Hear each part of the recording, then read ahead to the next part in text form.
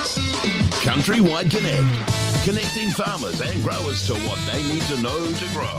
Your daily innovative rural show with Andy Thompson and Sarah Miriam-Lang.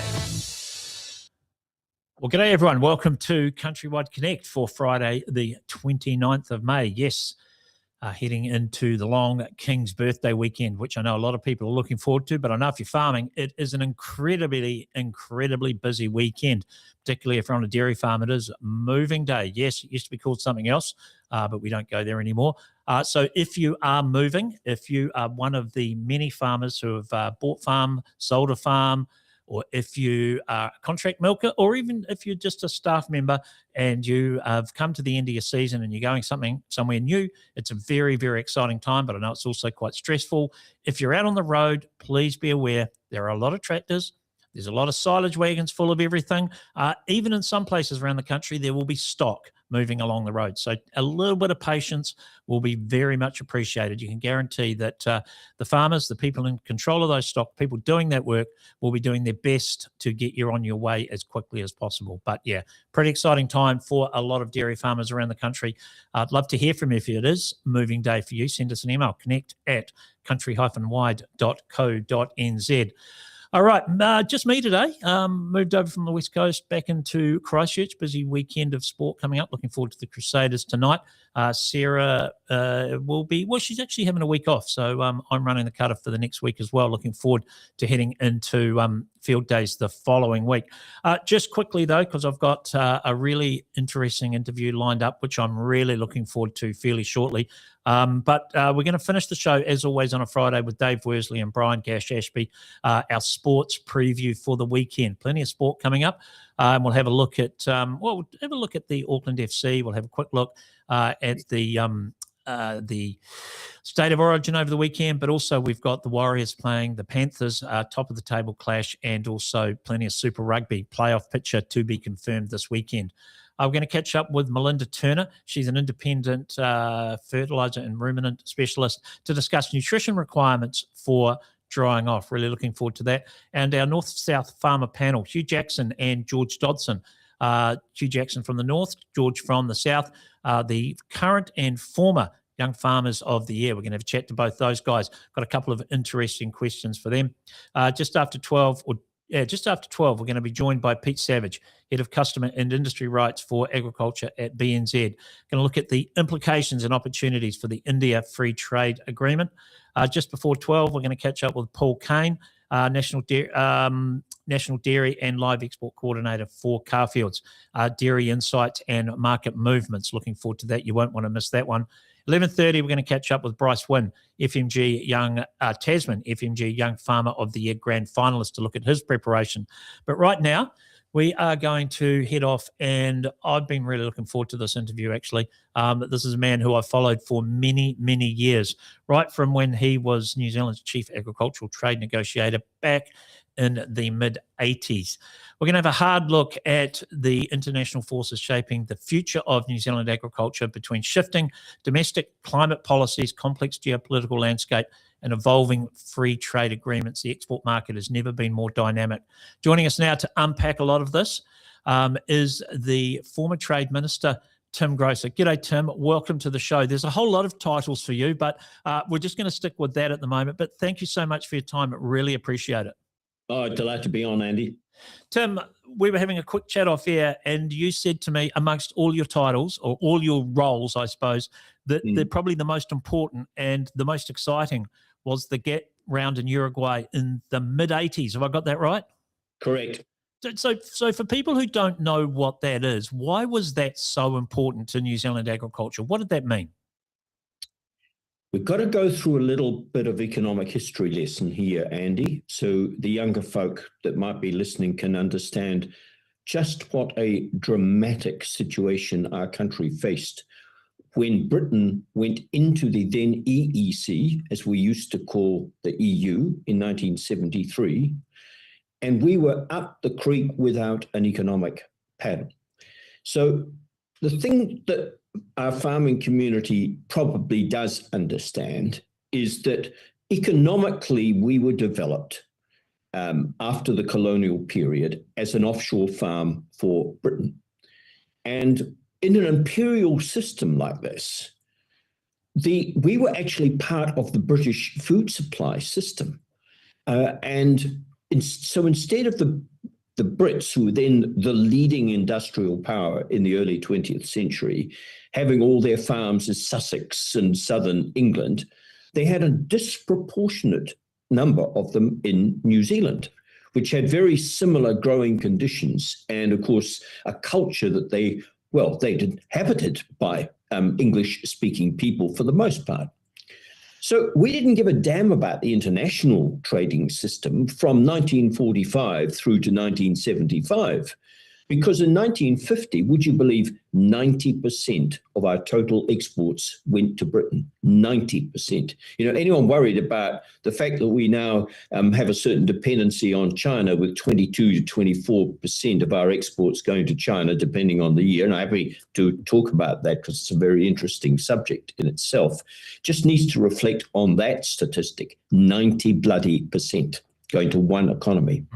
And we didn't even bother until, I'm not quite sure, the mid-70s maybe, having a permanent trade mission in Geneva, which was the center of what we today call the WTO, but was then the GATT. And that was because it didn't matter to us. We didn't need international rules because we just had one customer. Now, when Britain went into the then unreformed Common Agricultural Policy of the EEC in 1973, this caused, I wouldn't say panic in this country, but deep, deep concern.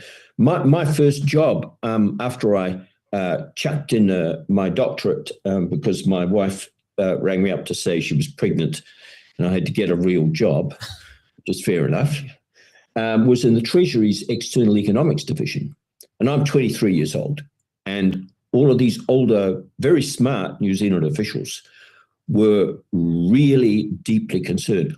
Where were we going to go? It was all very well for our terrific political leaders at the time, like Jack Marshall, to say, diversify, diversify. But where? With what? And the reason why it was so difficult was because of a huge political mistake that the Americans had made in 1945 to 47 in designing the rules-based global trading system. They deliberately exempted agriculture from the core disciplines governing the rest of world trade. So it was Wild West. By the way, did they regret this in time? So there were no operationally effective rules in this new world that we had to create a new living for ourselves.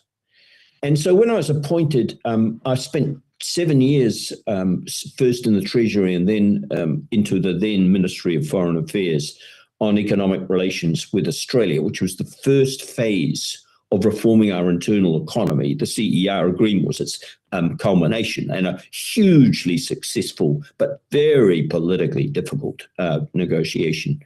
I was then appointed Chief Agriculture Negotiator in 1985 and sent off to Geneva to try and work with our close friends, the Americans, who were bitterly regretting the mistake they'd made all those decades ago, the Australians, and we formed the Keynes group. So it wasn't just me negotiating, I was our platoon commander in a joint armed force, if you like to use a military analogy. And after 7 years of literally blood, sweat and tears, we got a deal that was considered at the time to be more beneficial to New Zealand than any other country in the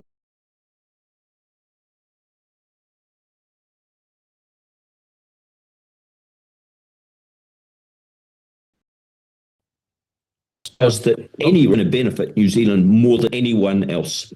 That's the sort of context. Yeah, so 1985, the GATT deal, general agreements on tariff and trade, if I can remember rightly. Tim, that sort of became the standard for what, the next 20 years? Am I right on that? There was improvements, there was work done on it, but I seem to remember at that time we were always talking about GATT. We were always talking about the Uruguay round. At some point, and so then obviously things have changed, and that was the foundation, and you did that role, and then obviously you moved into politics. You've become Trade Minister. What I'm interested in talking about to you in particular with your experience in trade is the way that climate policy and the way that trade deals, particularly free trade, is now becoming, I suppose, interlinked. Would that be the best way to describe it? What do you make of the way that trade and climate policy is being interlinked currently? Well, I mean, it's inevitable because these are two very large agendas, and the world is going to have to deal both with economic cooperation in the fields of trade and investment and try and find a way through to limit damage to the global environment over the next 50 years from emissions. So they're linked, but they're not linked in a strict sense. They're not like, it's not like a one-to-one relationship. The link is indirect, and we need to have a game. We've got a game, and it's extremely complicated and extremely interesting. So let me just, for your viewers, understand the background here. There's another whole story behind the trade thing, but I know you don't want to focus on that, Andy, and that was when it became clear that we reached the high point with the GATT and the WTO had just been created, but for a set of reasons which we won't go into today, was running into quicksand. I then proposed to the Singaporeans in a paper I wrote that we start an FTA between us, not because of trade, but as a strategic device to try and attract the Americans into forming what later became TPP. So we had a very active agenda carried on under both Labour and national governments. And I want to, since I'm associated with the National Party, give full credit to successive Labour governments for maintaining a very strong bipartisan policy on this issue. It was, for me, at the front, as the platoon commander, to go back to my military analogy, on the front lines, it was absolutely essential that I had continuity of political support. So there's another part of that story that's in itself complicated and interesting. I'm fascinated by that. So what you're saying is, and correct me if I'm wrong on this, please, Tim, but New Zealand was using trade and trade agreements and alliances as a geopolitical play. Yeah, because we realized that something was going rotten in the state of Denmark, meaning in Seattle in 1999, I went up there and I had another title, Principal Economic Advisor. And Jim Bolger had just been made ambassador to the United States. And Jim had been an outstanding prime minister for me when I was our chief negotiator in the 90s. And I got on like a house on fire with Jim, one of, I think personally, a fantastic prime minister. And they were trying to launch the so-called Seattle round, but the far left of the United States political spectrum of opinion was starting to move into a deeply anti-trade position. This resulted not in the successful launch of a new round of negotiations in 1999, which was going to be called the Seattle round, but chaos, effing chaos in the streets of Seattle. It was called the Battle of Seattle. And then over the ensuing years, this anti-trade virus in the United States political process spread from the far left across the political aisle to the right-hand side and the Republican Party. So that's the essential problem behind Trump's position on trade. He's actually reflecting a widespread distrust of the international rules-based system. Now, sorry, I don't quite know where you want to take this conversation. You go in a million different directions. Yeah. So look, it's an important background. I 100% agree. Context is important, and thank you so much for that. And I remember the Battle of Seattle and the Seattle trade round there, and the TTP. So that, I think, what I'm interested in is there's been discussions amongst New Zealand ag.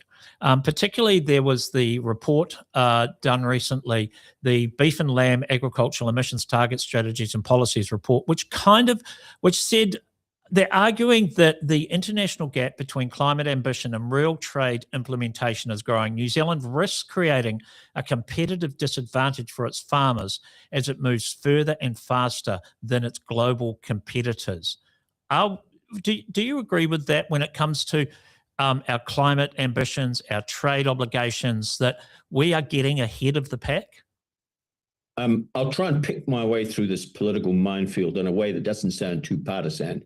But I think, and this is, if you like, a partisan comment from me about the current national-led coalition, I think that the current government has taken some absolutely necessary steps to readjust some of our settings on this issue.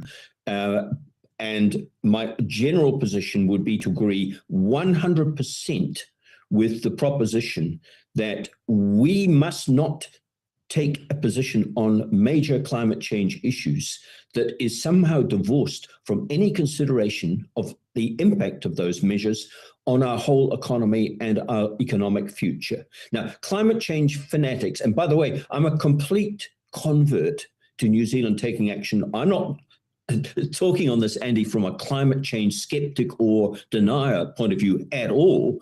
I'm just saying we got to have balance. And, you know, I mean, it's clear that you'll never get climate change fanatics to agree with this because they think only on a mono-dimensional sense. We've got to get balance. And I still like the old political phrase that John Key used to use on the formulation you just put on the table, which was, we shouldn't try to lead the world. We should be a fast follower. I think that's a very nice metaphor.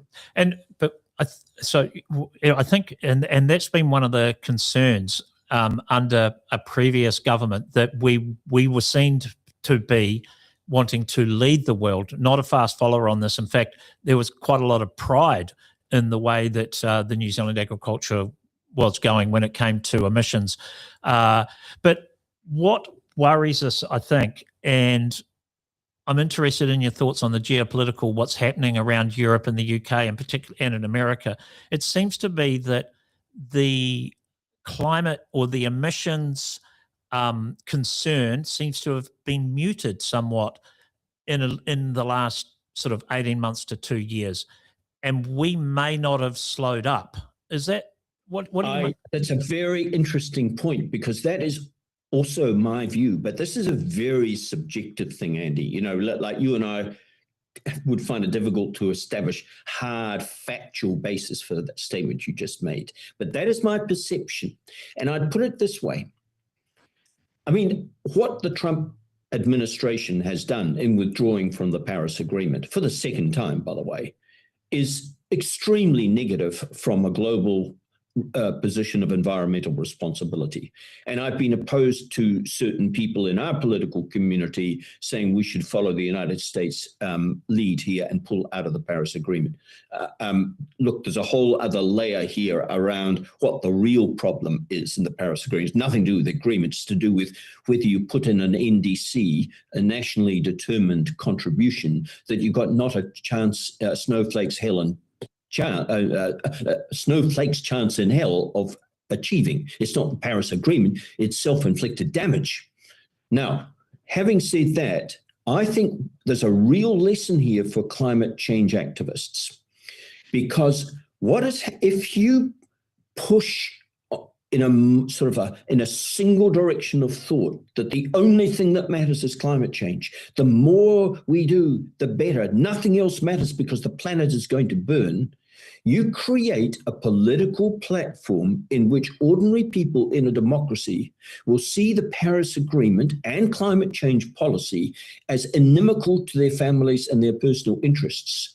And so it's become so on the far right of American politics, climate change and the Paris Agreement has become a dirty word, but it's really a symbol of saying we don't want to be ordered around by an international bureaucracy. So environmental fanatics should reflect very carefully on this point. If you push a message down their throats that is divorced from, people having to get up at 6 a.m, milk the cows, or drive to work from suburban Auckland, you are going to set up the basis for a counter-reaction against environmental policies, as clear as the day is long. So the real issue here behind environmental sustainability in policies is political sustainability. If it's not politically sustainable, you will face the danger of very sensible and responsible environmental policies being attacked by the community. Yeah, and we're not just seeing that in America, we're actually seeing that here in New Zealand as well, with some parts of the ag sector. And it's difficult to argue when, these people will say, well, to be honest, why are we doing this? We make such an inconsequential difference to emissions around the world. But I guess in saying what we just said about the political appetite changing, or being more muted when it comes to concern about emissions and climate change in certain places around the world, I also kind of hold the other view that politics swing. It wouldn't take long, or it wouldn't take much for it to go back the other way, would it? And then we could be quite exposed. Well, this is why, why I made that comment about how important it was to have a sensible, long-term bipartisan position behind our trade policy. We need to have that behind our climate change policy. And I think I'm not saying something which I think is challenging to either the centre-left or the centre-right. I think they would agree 100% with that formulation. And this allows a little bit of modulation, when the centre-left is in power, we'll do a little bit more on that, and centre-right a little less on that, or whatever. But we've got to maintain consistency. Now, let me just sort of talk a little bit around this. First of all, we have to have a credible story on agriculture, and we start from a position of enormous strength. So while John Key, when he made that very perceptive little bumper sticker slogan, we shouldn't try and lead the world, but we should be a fast follower, there are areas in this equation where New Zealand is a world leader. And the first of this is in our carbon efficiency. So as soon as I was appointed, to my total surprise by John Key, by the way, as Climate Change Minister International, I didn't have domestic responsibility until the last year or two of his three-term government. I started to do my own research because, I'm a policy wonk. I'm not a conventional politician. And what I found was that the FAO had a series of metrics on carbon efficiency. Way back going to 2008, 2010, New Zealand was the single most carbon efficient country in the temperate climate agricultural world. In other words, you buy a pound of butter from a New Zealand source, you are using less carbon than has gone into this than if you buy butter from any other source. Now, in preparing yesterday for this discussion, because I'm out of date on some of the data, I did a little bit of thanks to my massive research team. I've got a whole team of researchers called and led by Mr. Chat, GTP. I've got one of them. You got one. And I don't pay them anything, and I flog them if they don't come up with the right answers. All right. Yes. And don't tell WorkSafe, for God's sake. And so I found out that that's still the case. There's a metric that I hadn't heard of that's come out, which is no doubt more sophisticated than the metrics the FAO was using when I had political responsibility. It's called the Fat and Protein Corrected Milk Ratio, FPCM. New Zealand is once again the top of the world. In other words, the absurdity of certain people on the far left, I'm not making this accusation of the centre left. I think it's very important to make this distinction because we need broad support for the direction of travel here. But on the far left of New Zealand politics, you know who I'm talking about, they've talked about halving the herd. I mean, quite apart from the fact that our economy would collapse, it would also increase global emissions. Because if you take just milk, for example, since New Zealand is the least carbon polluting dairy industry in the world, and 90+% of our product goes to international customers in over 150 different countries. If you halve the bloody herd because you wanted to make a nice speech at a climate change international conference, what would happen? People would switch to less carbon efficient producers for their food content. Yep. So you would end up increasing global emissions. I mean, this is just madness, Andy. Yeah, and that's the dichotomy of what they, that's very well understood, that stupidity. What they don't understand is increasing productivity for dairy in New Zealand. You don't need to halve the herd. we will become more productive. We can do things. Tim, I've only got 2 or 3 minutes left, but what I'm really interested in, and so pleased you've been using ChatGPT, because that's the way I get my brain as well. What do you make of New Zealand's current position on trade, climate, where we're positioned and the way that we're promoting ourselves overseas? On trade, we're in a really great position.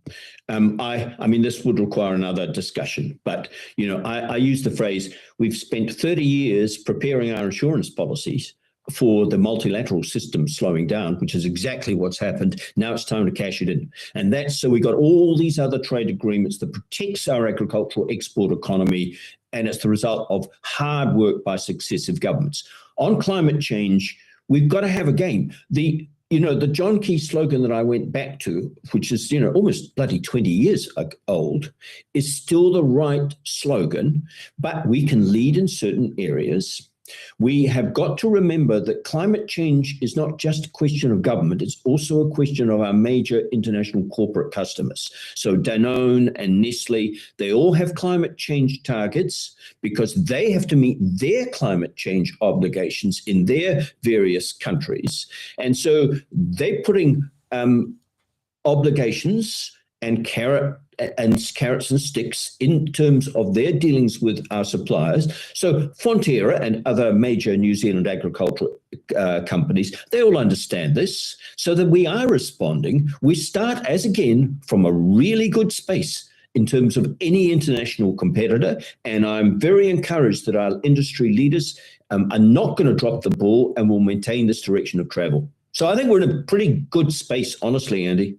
Yeah, I think so. Yeah, it is a balancing act, Tim, and that's, I mean, all trade deals are, right? And certainly, I very much agree with what you said about the bipartisanship of trade in New Zealand from Labor and New Zealand and the National Party or the coalition over the past 15 to 20 years. It has put us in a very, very good spot. There's been some great work done. Tim, I would love to talk to you more, and I guarantee you we're going to. We're out of time right now, but thank you so much for spending some time with us here on Countrywide Connect. Really appreciated our chat, really enjoyed it. Pleasure, Andy.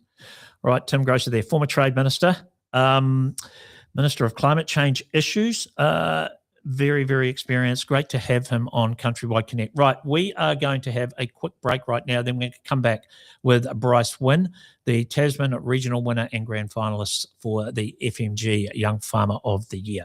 Countrywide Connect with Andy Thompson and Sarah Perriam-Lapp. Hi team, the latest rural insights out now from Bailey's. Look, fantastic momentum in the dairy industry at the moment. Commodity prices are fantastic. Interest rates are down. Stable government. All the stars are aligning for this year. So why wouldn't you want to be involved? We're seeing record sales for the first part of the season. So talk to your local Bailey's agent and they'll give you the full insight of what's been happening in the last few months. We're a fourth generation business, starting with my grandparents. In our family, innovation has been a mindset. We're always looking to adopt technology that allows us to apply our management practices with as much precision as we possibly can. You can't execute this vision without good support around you, so VNZ have been there right from the start. And we're very confident for the future because we have a very strong governance team, and we include the VNZ in that governance team to help us find a way to achieve our business goals. Working the land is all go, all the time. Nature waits for no one. So for workwear that can weather the weather, we got you. Shop offers in store, online, Farmlands Pro, or with your rep. Our first thoughts when Sarah introduced it to us, I thought game changer in almost every possible way, from cost savings, environmental impact, the precision and accuracy of just keeping everything efficient. Yeah, time saving too, really. We are now reassessing our farming business because we have potential to be more productive. We can now look at increasing our stocking rate because we can now put fertiliser where it needs, which means in return we get more grass. It really allows us to optimise nutrient management. We can use the tools to map out and just put the nutrients exactly where it's needed.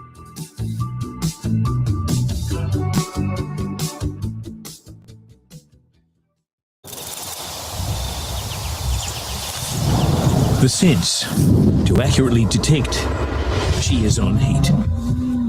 The sense to know she is unwell. The sense that you can hold in your hand. It just makes sense.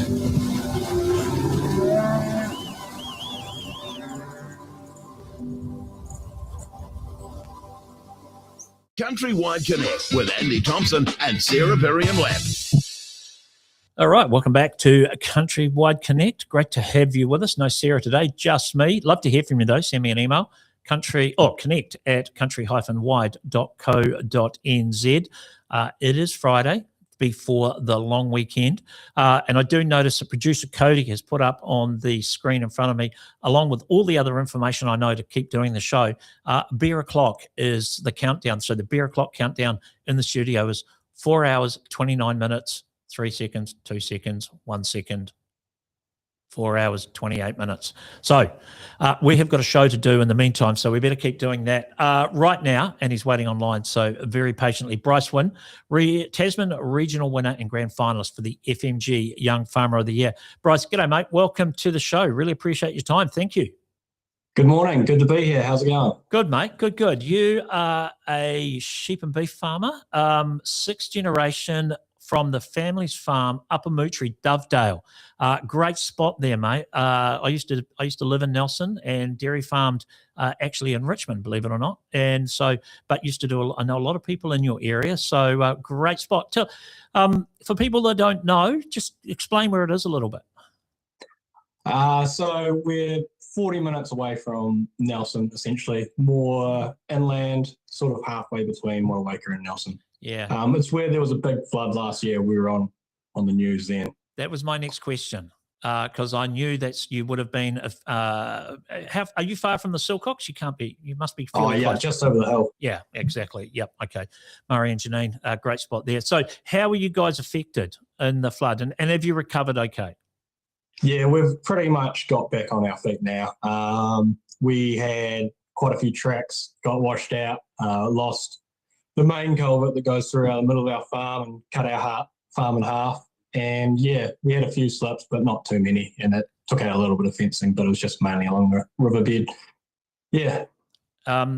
It's not known, that area is not known for its prodigious rainfall, but when it does, it just comes in, doesn't it? Yeah, we came from a pretty dry summer as well, so everything was pretty hard and just, ran all down gullies. Yeah, I remember some of the footage. In fact, I got some footage from the Silcock farm. All of their sheds and that all got flooded out. They were kind of in that low-lying area, and it was pretty average. So good to hear that you guys are going okay. But you're the regional winner. You're the grand finalist, FMG Young Farmer of the Year from the Tasman region. What are you looking forward to? You did very well, an impressive 272 points to secure your spot. Yeah, how's your preparation going? We've been pretty deep into it for the last couple of months. We've been doing a lot of study, and recently it's more doing the innovation projects and all the other pre-work that we've got to get done before the actual week of the event. But yeah, looking forward to getting up there and having a bit of fun with the other boys and testing the stuff. How are you fitting it all in, though? You've got you've just taken a share in the farm. That succession's happening. You've managed to get yourself married by the looks of it. You're regional finalist, Young Farmer of the Year. You're a busy lad. Yeah, no, it hasn't stopped. It's been a pretty flat out 2026 so far. But yeah, just after work when you can, or if it's a real average rainy day, you can sneak away for a little bit if you've got a bit of spare time. But yeah, just fitting it in as I can. So the farm itself, just talk to us a little bit about it. Sheep and beef farm size. Sheep and beef farm, 150 years in the family. I'm sixth generation, and we've got about 385 hectares effective, running 1,700 ewes and 30 odd breeding cattle, real traditional, Romneys and Angus. And we've got some real nice native blocks on the farm that are in Kiwi too, and that's where we ended up getting married, so it was good. It's actually a beautiful area through there, I know, and generally the climate is pretty good. In fact, it's a very popular area for people to move to, right? Are you getting a bit of pressure around you from urban sprawl, from lifestylers and that sort of thing? It's a lot of lifestylers out in Dovedale at the moment, but it's not too much pressure. House prices and land prices are pretty ridiculous, but I think that's world countrywide, really. So yeah. So coming into the finals, is this your first crack at the finals? Have you made it through before? First go at the grand finals. Yeah, I've been to one other regional before this.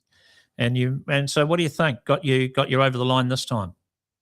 I was a little bit more comfortable because I had that previous regional experience, so had a bit more sense of the timings I needed to get right and things like that. So yeah, I think I worked faster than I had to, so that was quite good. Yeah. What are your strengths? What do you think is going to give you the advantage when it comes to the final? I'm probably a bit more practical based, but I say a lot of the other grand finalists are in a fairly similar spot. So it's more shoring up my strengths around like the technical side of things that I'm doing. So hopefully that'll give me an edge. The finals in New Plymouth, up there in the Naki, traditional dairy farming country. Are you worried that they might screw the scrum a little bit towards dairying against your sheep and beef boys? Yeah, I have a pretty strong feeling there'll be a lot of dairy questions and dairy information up there. But I'm trying to counter that by I went yesterday to a dairy farm and spent a bit of time there with them and having a few yarns and things. So it's just interesting to get a bit of different knowledge. I was going to say there's a couple of dairy farms around your region there. You'll be able to go and see a couple of them and maybe sling a few cups. But it's a busy time of the year on the old dairy farm with moving day happening. A lot of dry off as well. Yeah. So what is it when it comes to the finals? You said you've got a lot of you've been doing a lot of work, your innovation project. What about your team? Because that's just as important, right? You've got a team to come up and support you. Yeah, I've got the wife. She's coming up. She's going to be making sure that I'm well fed and hydrated. And then my father and my mother are coming. They'll be there supporting, and Dad will be on the sideline saying, "You got to do it this way, and I'll just have to ignore it. Yeah. And then I've got a good support crew from the Young Farmers Club are coming up, so we hopefully have a good crew there, loud and rowdy. Bryce, we talked about obviously the win, you're going into the finals, talked about you getting married, but buying into the farm at the moment right now, as you said, 150 years, 6 generations, so it's probably a no-brainer that you're going to do it, right? But how positive has it been or how much difference has it made with the current pricing, current things that are going on? Has that helped the succession process for you? It's made the farm a lot more stable and financially viable, so that's quite good to get in now. Obviously, it drives the price of the stock up a bit, but it's not too bad. It's all pretty easy handover. Well, not fully handover, but I'm just in partnership with the parents at the moment, and we're just working away that it's a debt against my name. Yeah. Just extra sort of equity counting down sort of thing. Yeah. And what are you focusing on at the moment on the farm? At the moment, we're getting ready to scan the ewes, so that's coming up next week, couple of weeks. So we're just getting them all ready, got them all shorn and things like that, and they're all chipping away, and then feeding a few bales of hay out to the cattle in the morning at the moment. There's a bit of average weather coming up this weekend. Have you got your eye on that? Yeah, it's supposed to be pretty rough down here, but hopefully it's going to be all right. And can't have a round 2. No, you certainly don't want that. But on the season, what's your covers like going into the winter? We've had a pretty good summer. It got dry into March, but we've come away now and it's starting to grow again. Yeah, well, it's been growing for the last couple of months, and we're looking pretty tidy. Ewes are putting on condition again, and they should be hopefully ready for lemon. Definitely. And then there is some talk, though, potentially about an El Nino. And I think, as I said to you, I'm old enough, well, I didn't say this to you, but I'm old enough to remember the Mootry Hills in a super El Nino where it was 73. In fact, your dad's probably warning you, is he? Is he mentioning about these droughts? Yeah, he's always talking about the one of the 73. He's never seen it so bad. But, yeah, hopefully we can manage our way through it and get everything down to the screws and just keep the ewes looking happy and the cows happy. Well, I'm going to give you a piece of advice here, and I'm going to say you listen to Dad, because I was 6 years old in 73 and I can still remember it. It was a summer that went forever. It did not rain from Labour weekend to Good Friday in the Nelson. That's a long time. That's 6 months. Seriously, it was horrendous. Now, if it's anywhere near that, it's going to be, but we're hoping, fingers crossed. But yeah, definitely. I don't want to put the kibosh and frighten you too much, but if Dad's talking about 73, I think you should listen. Yeah. Well, we've got quite a bit of supplementary feed from this year, so that's quite good. We're stocked up, and hopefully we'll have plenty to balers to feed out over the summer. All right. So when do you head up? You've got to be up there by the Tuesday or something, is it? Yeah, I'm heading up on the 1st of July, I believe. Is that a Wednesday? Yeah. And a very busy week. We'll see you at field days, though. You'll be going to field days? Yeah, I'll fly in for that. Have a little yarn. Yeah. Have a look round. Have you been before? No, I've never been before, so I don't know what to expect, but it should be a lot of people. Well, no, there's a lot of people, and just you'll want to take your checkbook. Definitely, there's there'll be some good stuff up there. Oh, if you haven't been, you're in for an absolute treat. It is next level. Like, seriously, make sure you give yourself an extra day just without any commitments to enjoy. Yeah, well, I'm going up on the Thursday, then I don't have any commitments till the Friday, so I'll have a poke round. Yep. Oh, no, you will enjoy it. Well, we'll probably catch up with you there, mate. Really appreciate it. Nice to catch up. And good luck for the final, where it's certainly a pretty exciting time. So, yeah, and just enjoy it. Yeah, just make the most of it. Never know if I'll be back again, so I'll just make the most of this opportunity and, take it all in and enjoy it. How old are you? You're not in the age-out stage, are you? 29. I'll be 30 the week after grand final, so it's kind of around that time. It's one and done for you then, isn't it? This is it. More or less, yeah. Yeah, okay. I think you can go until you're 31, but I don't know if I'd want to. Right. Oh, well, you've made it. See how you go. We'll keep an eye out on you, mate. Really, really looking forward to it. And I know it's a lot. It's a pretty good time. So you have a good one. We'll be in touch. All right. Thank you for that. All right, good to catch up with Bryce Win there, Tasman regional winner, grand finalist for the FMG Young Farmer of the Year. Looking forward to that, actually. I'm sending Sarah. I was going to say I pulled rank, but I'm not quite sure if that's the right term to use when it comes to Sarah.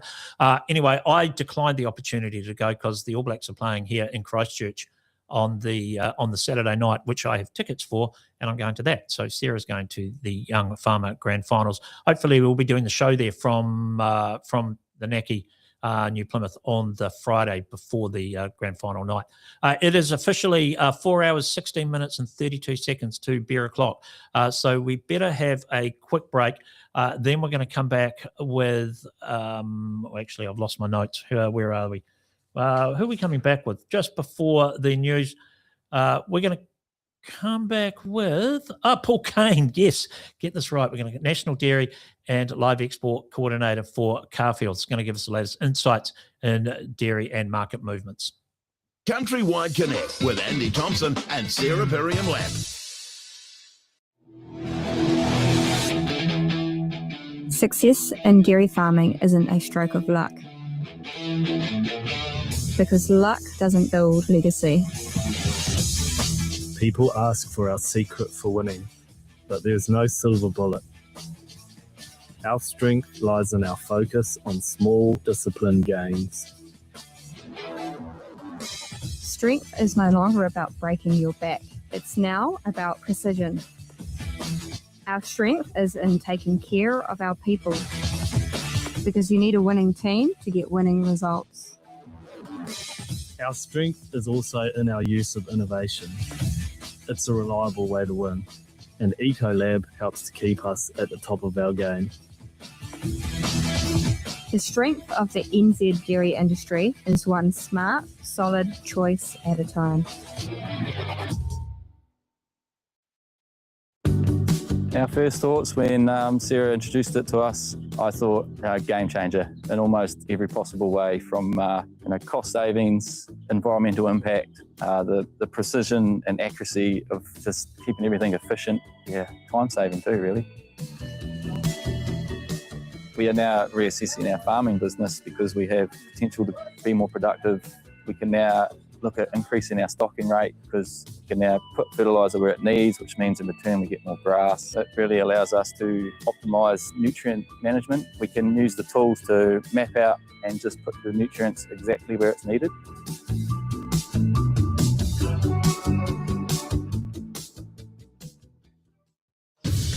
Working the land is all go, all the time.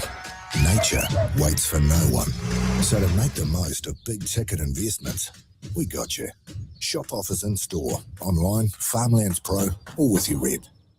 We're a fourth generation business, starting with my grandparents.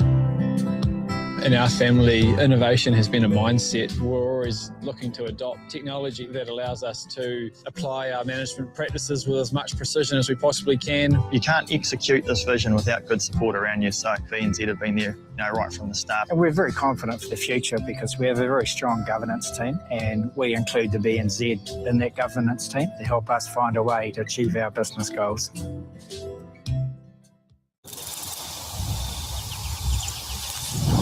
The sense to accurately detect she is on heat. The sense to know she is unwell.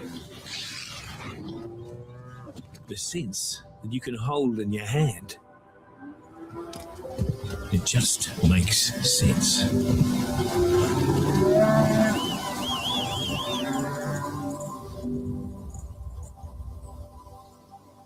Countrywide Connect with Andy Thompson and Sarah Perriam-Lapp.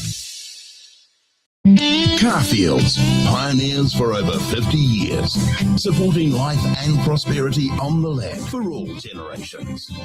Carrfields, your trusted partner on the land. Well, welcome to our livestock segment on Countrywide Connect, as you can see, brought to you by our great friends at Carrfields Livestock. Well, the New Zealand dairy industry has been in one of the strongest positions of history and, of course, of several seasons that we've seen, with payouts tracking around that $10 mark and looking like a really good continuation into next season with what we are seeing in the markets. There is some interesting discussion around particularly the price of dairy cows is at a price we haven't seen before. And of course, with that April Fonterra capital payment return, it's looking like, the livestock market is really feeling the flow-on effect of that. Joining me on Countrywide Connect, born and bred on a sheep and beef farm, Paul Kane is the National Dairy Coordinator with Carrfields Livestock and has a lot of hands-on background that gives some great experience around things like dairy contracts, settlement, livestock supply, and what is happening out there in the market. Welcome to the show, Paul. Now, how would you sum up and describe the dairy industry at the moment? Thanks, Sarah, for that intro. I'd say right at the moment we're in the best position we've been for a long time. As you mentioned, that the payout around that $10 mark, that's great. It's given our farmers a lot of breathing room. And the recent Fonterra payout last month, that's helped a real lot. Conversions continuing down in the Canterbury area, that's been a real sign of confidence for the industry, and the cow prices, averaging at the moment around $800 a head, more than the last couple of seasons. So it shows there's a few dollars around to spend. However, farm-related costs, they're still high, and especially the fuel, the freight, and the fertiliser. So, farmers are still watching every decision pretty closely. Yeah, so they feeling confident, or do you think there's still an element of cautiousness? Look, I'd say it's cautious confidence. There's definitely relief out there, and the margins are looking a lot better for them than they have for the last few seasons. But most farmers have been through the ups and downs. They know that a good payout doesn't mean that you take your eye off the ball. So yes, confidence, but disciplined confidence. Disciplined confidence, cautious confidence. I love that. How are you noticing the flow-on effects of fuel and the logistics issues affecting farmers? Yeah, fuel has a knock-on effect across everything.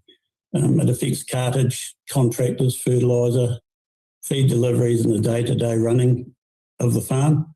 So, when fuel gets tight, it has that flow right through the whole system pretty quickly. We've seen the odd disruption with the ferry reliability across the strait recently, instances where ferries are cancelled or delayed. Could be weather issues as well. That has a flow-on effect when the trucks are held up either side of the strait. If stock needs to be held over at various points, they've got to be fed and watered, and that all adds to the cost. Yeah. Where are we at in the season with settlements? Settlements, we're right smack in the middle of things at the moment. Our early May settlements, they went really well. That was mainly young stock contracts, which sort of equates to about 30% of our total contracts. The real pressure points coming up at the end of this month and the beginning of June around Gypsy Day there. A lot of stock changes hands and farms changing over there as well. Why is settlements season so intense for you, Paul? Well, everything has to line up at once. And, imagine if you're selling a house and the stress that causes you, now multiply that by hundreds and all happening over a space of a few days. Wow. And that's what our teams deal with over this period. You've got final tallies, you've got payments both in and out, you've got finance approvals, mate and animal transfers, transport, etc. And they're all tied to a fixed date. So when it goes well, it's because there's been good communication between everyone involved. And, you've got vendors, you've got purchasers, you've got agents, you've got banks and our processing team. So there's a lot of moving parts. Yeah. And final tallies, they do tend to change a bit, don't they? So making sure they're accurate is crucial. Oh, that's right. The final numbers depend on the cows meeting the contract terms prior to delivery. So you've got pregnancy testing, you've got condition scores, the general health, it can all change the final tally. What we call a sound cow, that was okay earlier in the season, still has to meet the contract conditions at settlement time. So, this season has been reasonably kind, especially in the North Island with the weather and the grass growth. So cows have generally been in a good condition, so that hasn't been an issue for us this season. How would you describe a sound cow? In simple terms, a sow cow is one that's healthy, productive and fit for the job she's been sold for.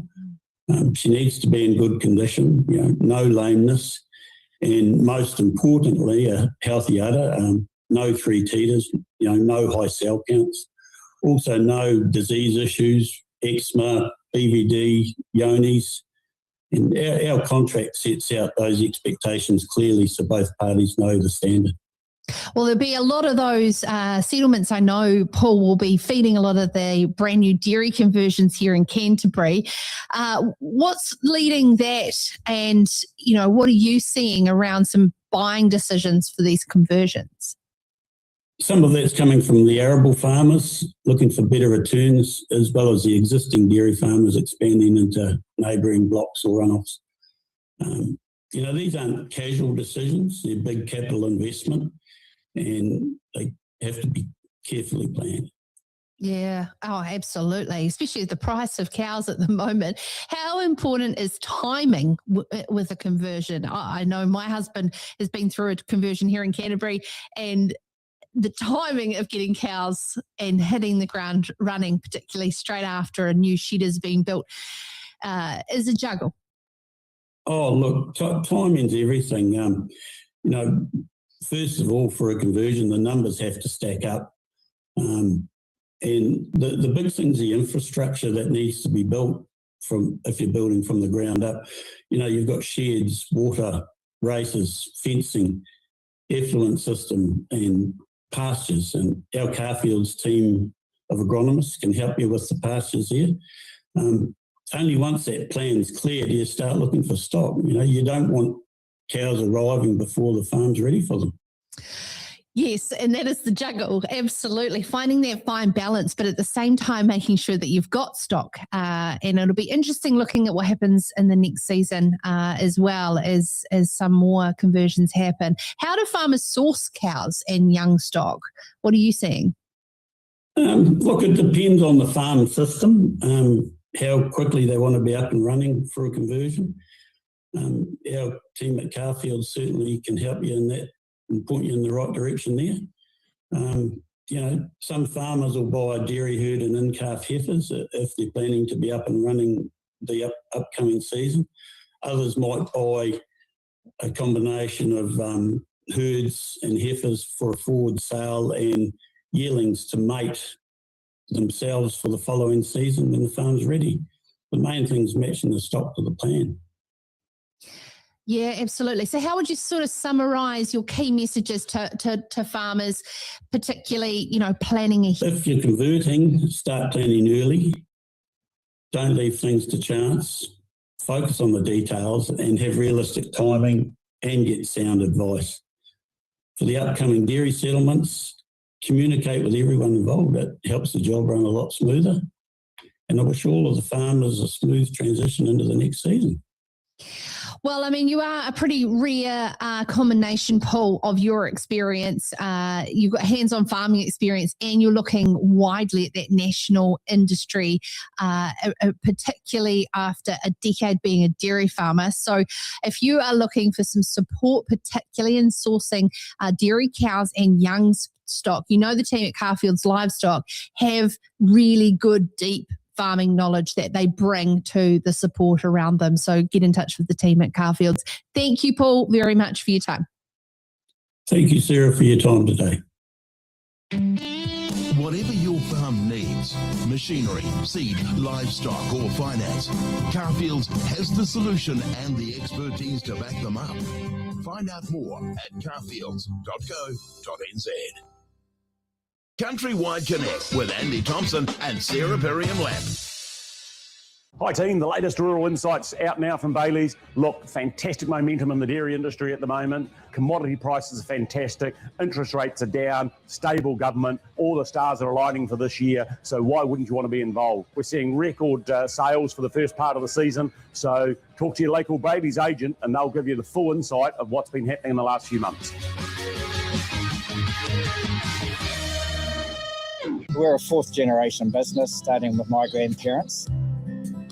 In our family, innovation has been a mindset. We're always looking to adopt technology that allows us to apply our management practices with as much precision as we possibly can. You can't execute this vision without good support around you, so BNZ have been there right from the start. And we're very confident for the future because we have a very strong governance team and we include the BNZ in that governance team to help us find a way to achieve our business goals.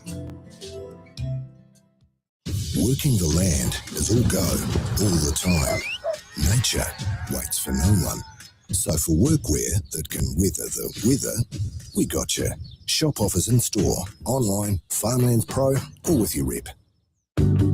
Our first thoughts when Sarah introduced it to us, I thought game changer in almost every possible way, from cost savings, environmental impact, the precision and accuracy of just keeping everything efficient. Yeah, time saving too, really. We are now reassessing our farming business because we have potential to be more productive. We can now look at increasing our stocking rate because we can now put fertiliser where it needs, which means in return we get more grass. It really allows us to optimise nutrient management. We can use the tools to map out and just put the nutrients exactly where it's needed.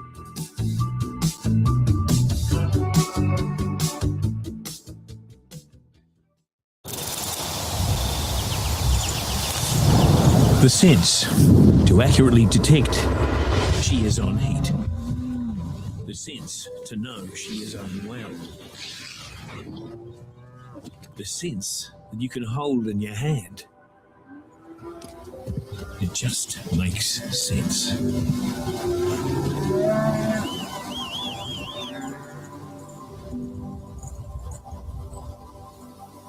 Countrywide Connect with Andy Thompson and Sarah Perriam-Lapp. Keeping up with the news is a lot like working the land. It's all go, all the time. Nature waits for no one. Farmlands is here to help this with expert advice, reliable products, and timely supply.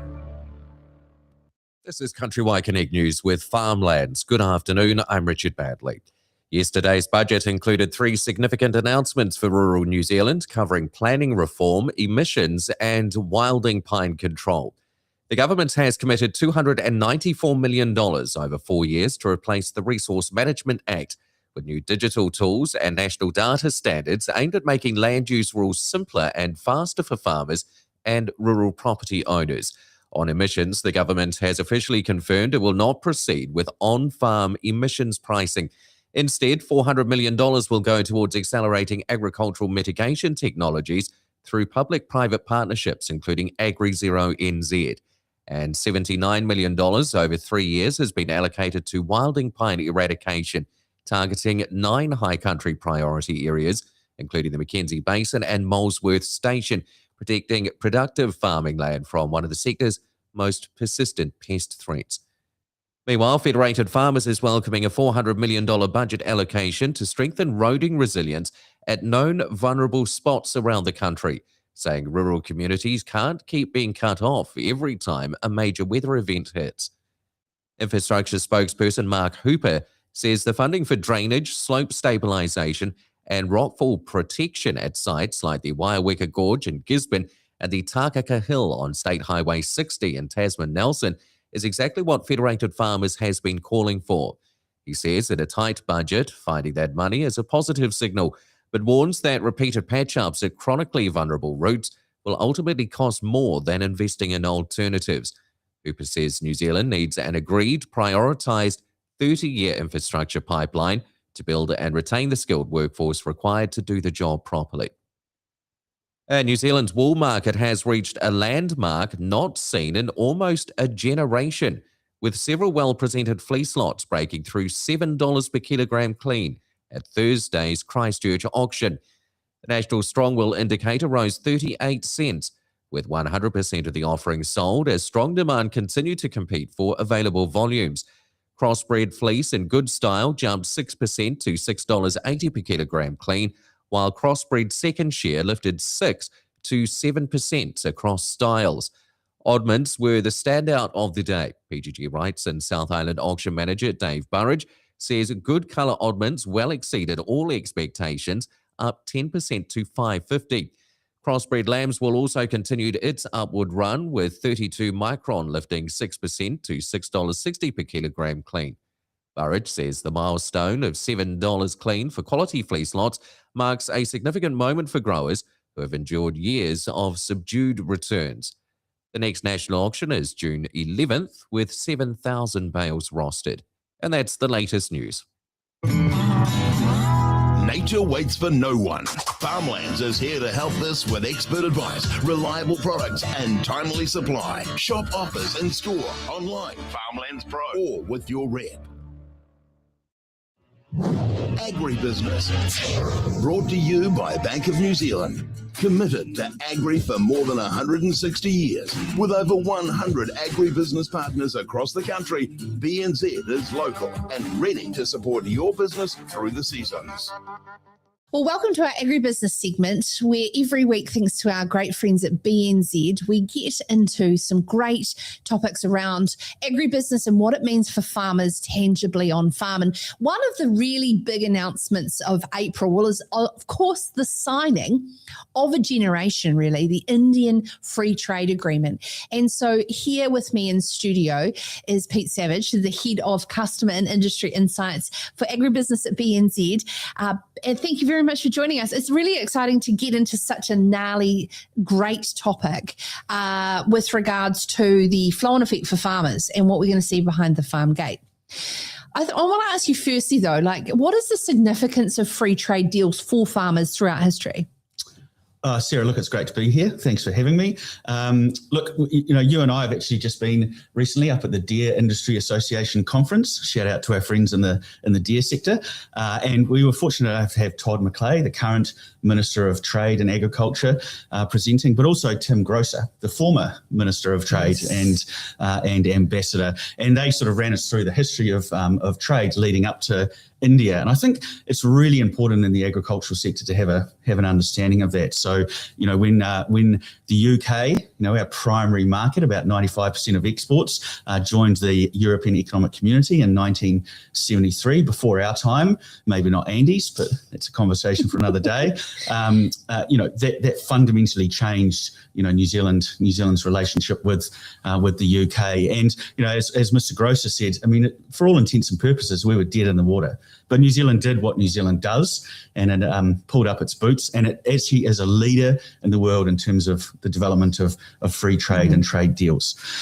This culmination of that is probably China in 2008. That was signed. That was the first comprehensive free trade deal between a country and China from little old New Zealand. And you can see the confidence they gave, the New Zealand agricultural sector, like dairy, for example. Dairy development was built off the back of that. Absolutely. So it's interesting, at around 2008, that's when they started investigating the potential for a trade deal with India. And here we are 19 years later, and Mr. Groser said he didn't manage to nail it, but Minister McClay has in fact signed that trade deal. So in terms of its importance to New Zealand farmers, it's fundamental. Access to market for New Zealand, where 80% of our products go offshore, is fundamentally important. What sort of numbers does it mean for farming? And particularly dairy not being at the table, this is crucial for a lot of BNZ's agribusiness clients regardless. Yeah, correct. So at the moment, our understanding is trade up into India is around $2 billion per annum. That puts it at about 14th, so around Canada or Vietnam. So that's consequential in terms of New Zealand's trade. But this deal, 57% of duties on that trade is erased on day one, which is fantastic. And 95% of current exports will be tariff-free over time. And yes, look, it doesn't favour dairy, and we understand that. That was always going to be the case, but it's really strong in terms of red meat, particularly sheep meat. And it's strong in terms of horticulture. We already have a horticultural trade with India, and this is only going to help in that space. Forestry, for example, seafood. We've talked about how honey is actually is going to really benefit from this, and wine. Wine previously had 150% tariffs going up into India, which is essentially prohibitive, and that's being removed by about up to 80%, which really opens up that market. It is interesting. Mr. McClay mentioned to us on the show a week or so back that India is sometimes misunderstood as a vegetarian nation, but there's about 100 billion people that eat meat in India. So from a land perspective, it's fantastic. And so I suppose it gives some realisticness to the ability for us to double exports, the government's current goal. Yeah, look, a country of 1.6 odd billion people and a real developing middle class. So India grew last year in 2025 by about 6.5%, which is pretty phenomenal, and a middle class that's growing to around 700 million. So New Zealand doesn't need to sell to every one of those 700 million people in the middle class. We need to develop, a really strong provenance story into market and sell high value products to a small number of those people, and that gives us a great opportunity. It also gives a great confidence to the next generation or current generation of farmers that are either getting into farms or aspiring to own their own farm, like the China free trade did for dairy and the development, because capital flows where confidence goes is what you said in your presentation. That's correct. Yeah, no, I stand by that comment. Look, it just provides diversification. China's a great market for New Zealand. We've got, a number of free trade deals across the world, but it's just, India is such a consequential market. It's the highest population in the world, growing middle class. It's just a really exciting opportunity. And like you said, around the free trade deal with China, no doubt had a real strong impact in terms of the growth of, particularly the dairy sector. And you hope that this trade deal, provides that incentive for young people to get into market with that confidence, for the next 10, 20, 50 years. It is a really strong confidence because Vingalis has often showcased in his presentations. So he is a current Director General for Ministry of Foreign Affairs and Trade. He showcases that we are now covered by free trade agreements to 75% of our exports. So the fact that we not only got diversification of markets to pivot, but the confidence is underpinned. Tim Groser also spoke a lot about that we're now not living in a rules-based system. And does that kind of change the game for confidence worldwide for global capital, though? Look, and that's when it comes down to a relationship game. A free trade deal, that just opens the door. The reality of it is New Zealand farmers and with their products and the processors and the exporters and, supported by the banks and media and et cetera, we need to form those relationships up into market. So we take the point around, the rules-based order is being challenged, but, the trade deal opens the door and it's incumbent on us to get up into market, to understand what's important to those customers and to develop that story and relationship. It is really interesting too, because we've seen with Trump's tariffs that the exports into the US have still continued to climb in value and volume regardless of the tariffs. So it showcases that New Zealand product is very much still high in demand globally. Oh, that's correct. And I think that's why we have to keep doubling down on that provenance story. And on farm, that can feel a little bit cumbersome sometimes. Are we measuring emissions on farm? Are we talking about the provenance of our products? And it's a lot of work potentially on farm, but that's where it pays. The fact that we've continued into the market despite tariffs on, tariffs off, etc. So New Zealand's provenance story is valued externally, and it's something that we need to keep doubling down on. And just talking about your particular title and role, having customer and industry insights, I'm guessing you're effectively there to kind of marry up what you're hearing globally in industry for the agribusiness partners at BNZ to help support farmers on what potentially could be coming and to prepare for? Yeah, look, I mean, we've got 100 odd agri bankers across New Zealand who are out doing the mahi every day, but it's important for us to understand some of the themes that are coming and understand what's happening with our the process of businesses, which we also have in our institutional bank, and sort of translate that story through that value chain in both directions. We've just been out on farm at the Dairy Industry Association conference out in rural Manawatu, and translating that all the way through the value chain. Our bankers have a really good understanding of what's expected on the ground right through into market. I like what you said there around bringing that two-way, because sometimes also overseas and industry need to understand the practical realities in a constructive way as well to basically see what both parties are trying to achieve. We talked there about the next generation. I mean, BNZ are really backing the next generation and making sure that they have the confidence, but also the mentorship to make sure they can get into their first farm and carry forward. It's exciting, your first farm mentorship program that BNZ are doing. Oh, look, it's great. That's the future of the industry. There's a lot of talk around intergenerational change, et cetera, but this is the people on the ground. And look, the signing of new trade deals gives people confidence. I think it's great for young farmers to really educate themselves around what markets are looking for, what they expect, maybe even get up into market, join a trip with one of your processors or the like, and understand that. And BNZ's we're just stoked to be in market and be able to, provide great product for young farmers looking at their first farm or first herd. Watch the space at field days. I think that's a really great way to sort of wrap that up, and coming back to that comment that you made there about, capital flows where confidence is growing, and it's kind of a great way to say that if you want to continue to have a good relationship with your banker and the industry is arm yourself with information, because you understanding the wider macroeconomics dynamics on your farming business gives you more confidence to make better decisions and have that really good constructive conversations ongoing with your agribusiness partners. So a great chat, Pete. Thank you so very much for coming in. So if you'd like BNZ to support you with your farming business, search BNZ Agribusiness to find a banker near you. There's more than 100 BNZ Agri bankers across the country to be right where you are. Thank you so very much, Pete, for joining us. I look forward to catching up at Field Days. Thank you. Out on the farm, the right support goes a long way. Speak to your local BNZ agribusiness partner for insight and expertise you need to farm through the seasons. Alrighty, welcome back.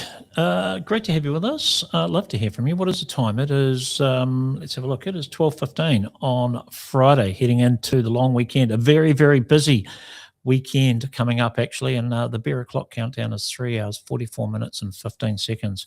Would like to hear from you. Send me an email, connect@country-wide.co.nz. Waiting on the line, we're going to catch up in a couple of minutes with Hugh Jackson, George Dodson, our North-South farmer panel, but this week I thought we'd go a little bit different. We'll get a current young farmers champion and a previous one. After them, we are going to talk to Melinda Turner, part of our Seals Winslow nutrition segment, independent fertiliser, coming into dry off and nutrition and transferring onto winter crops. And then we'll do a bit of sport with Brian Ashby and Dave Worsley. Big weekend of sport coming up, but I actually want to have a look back at a couple of things that happened over the week. She was a pretty big weekend of sport as well. Right now, though, I'm waiting on the line for our North-South farmer panel, and it's not North versus South. That would be very unfair. Hugh Jackson and George Dodson. G'day, guys. Welcome to the show. Really appreciate your time. Thanks so much. I'm going to start off with Hugh. Are you looking forward to the young farmer competition this year? I suppose you don't really have to get too excited about it. Hi, Andy. Definitely looking forward to it. It's always a good occasion and great event to catch up with people and do some networking. And I can't wait. It's going to be a great time down there in New Plymouth, and I know the team's working hard behind the scenes to get it all ready to go. Are you involved in any way, shape or form? Do you have any official capacity other than, what you're supposed to do? Yeah, I've got to go down there and just drive a bit of a van actually and take the contestants around this year. So that'll be a cool role, and make sure they're in the right spot at the right time, and give them a few words of advice and encouragement, and help them to feel comfortable and at home and as relaxed as they can. And hand over that all-important cloak of knowledge? Yeah, for sure. Yeah, looking forward to handing that over and crowning our next young farmer of the year. Yeah, it should be a good one. George Dodson, g'day, mate. Welcome to the show. Really appreciate your time. A busy time of the year for you. Moving day, right?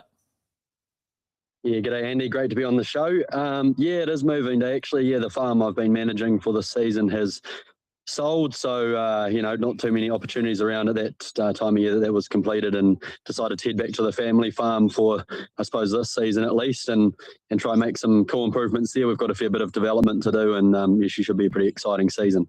I don't imagine you're heading up to the Young Farmer Final this year? No, I am, Andy. In fact, I wouldn't miss it for the world. Oh, mate. really? It's a great event. It's one of the best parties of the year, man. And really excited to head along, catch up with some good people, Hugh included, and just have a bit of fun, catch up with some people, and enjoy it. Really. One of the less stressful as a spectator, really. Less stressful as a spectator, yeah. One of the rules, though, and Hugh, I'll come back to you on this, is that as a winner, you're not allowed to compete. You can't defend your title. Has there been talk about making it that you did get a chance?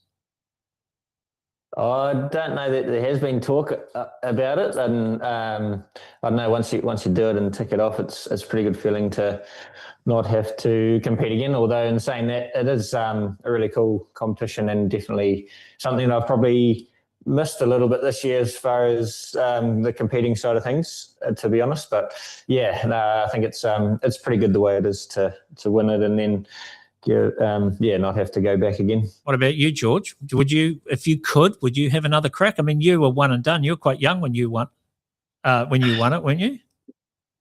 Yeah, I don't think I would, to be fair. It's a lot of work, and I suppose there's probably a bit of a risk of losing some prestige if you go in there as a former winner and then go and you can't take it out again, to be fair. So I think I'd be quite happy taking my one and done and running away with it, to be fair, and let someone else have the opportunity. All right. I wanted to ask both of you because, Hugh, you're sheep and beef farming or beef farming up there, I think, in the Kaipara. George, you're dairy farming. What's your expectation? I'll start with you, George, because I've got you there. Going into 26, 27, are you excited about this season ahead?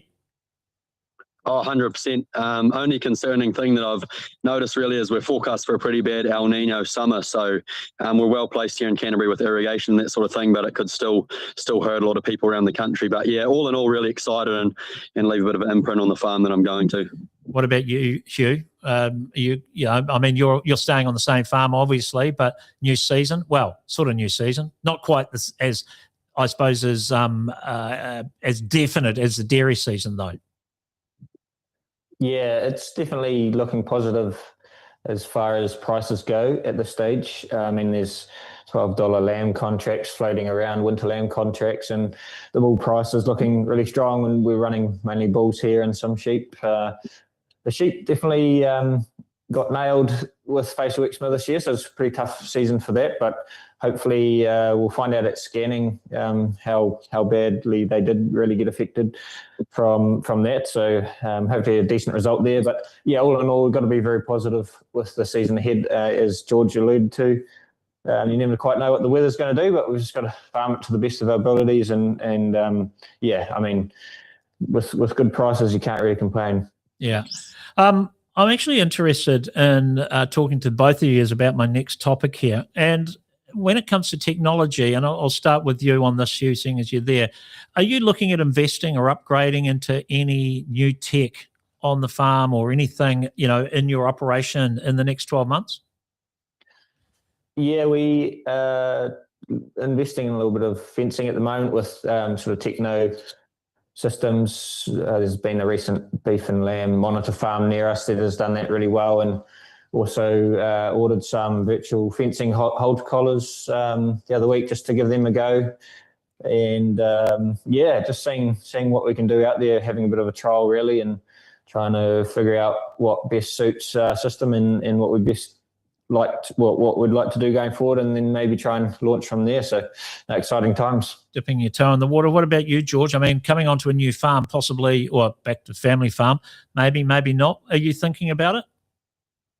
Yeah, well, the farm we purchased was relatively run down, so we're going to be building a new cow shed this year, and that'll be putting in things like automatic cup removers and ProTrack, which I'm sure many people have already, but we've also just, like Hugh, signed up to halter, so we'll be putting those collars on at the start of September on our full dairy herd next season, and trying to really push performance with that. So that's big innovations coming through with that then. And this final other question that I put through to both of you is, are you using AI on farm? If you are, in what ways?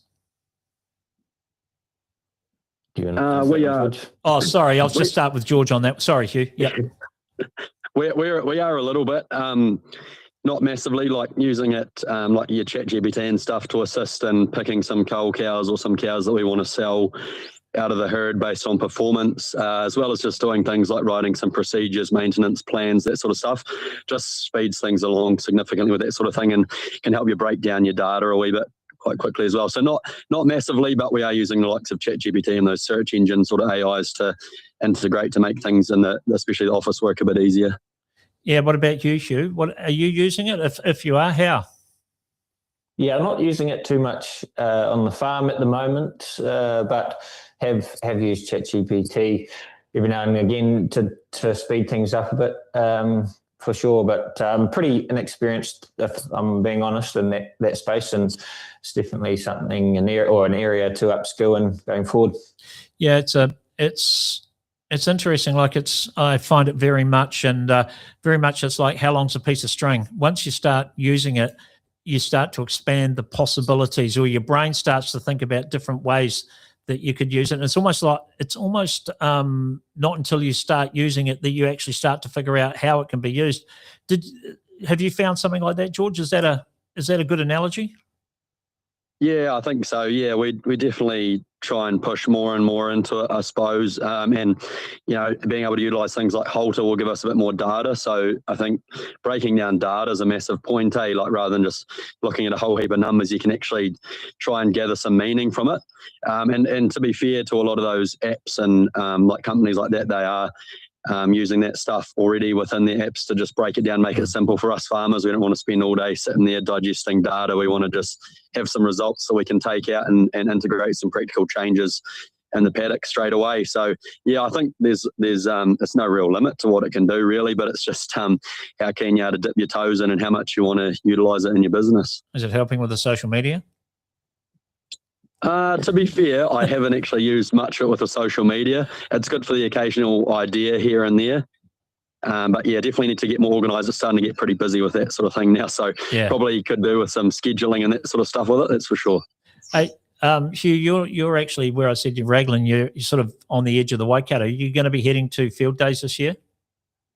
No, I'm not actually. I'm heading to Canada on the 9th of June, so pretty soon, for a mate's wedding and also just because it's a long way away, spending a couple of weeks over there. And I'm going to have a little bit of a look around. So I'll miss out this year, and I couldn't really go too much later because grand final of the Young Farmers Grand Final. I had to make sure I was back for that. So yeah she'll be a busy month or so, but unfortunately we'll miss field days this year, but thankfully it's right on my doorstep really, so it will be easy to get along in future years. Yeah, exactly. What about you, George? Are you heading up or not? You'd be too busy on the ranch, will you?